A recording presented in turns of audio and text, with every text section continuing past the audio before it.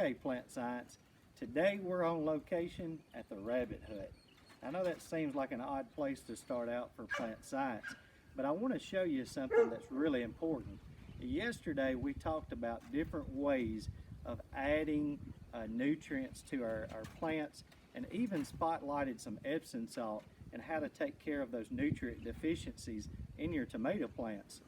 Now I want to show you something that, you know, if we go back years and years, our ancestors were very, very thrifty.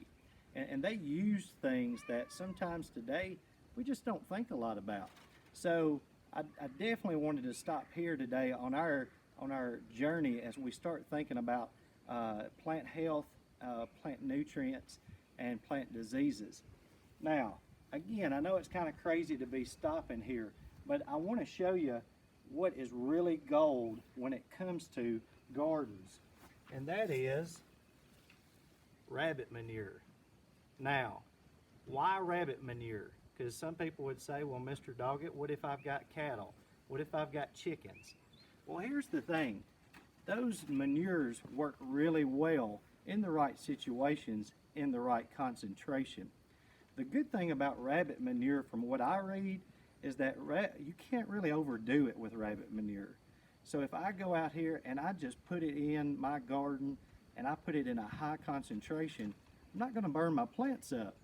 If I do the same with cow manure or chicken manure, there's a possibility that I step over that line and I do more harm than good. So maybe, just maybe, in your operation at home, maybe you don't have 200 acres to deal with, and maybe you don't have cattle manure as an option. Rabbits are a really, really good source of that mineral-rich nutrients that's going to come out of their manure. And if you put that on your garden, over time you're going to see the benefits. I also want to throw in this.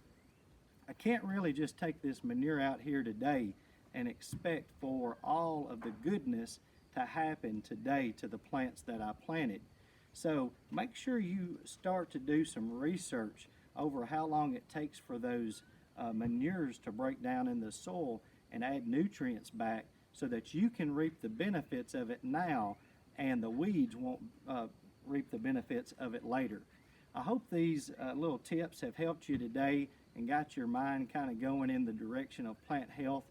Go and really research and see how long it takes for things to break down in the soil that we add for nutrients, so that you can make the best selection when it comes to your production area. And we'll see you next week.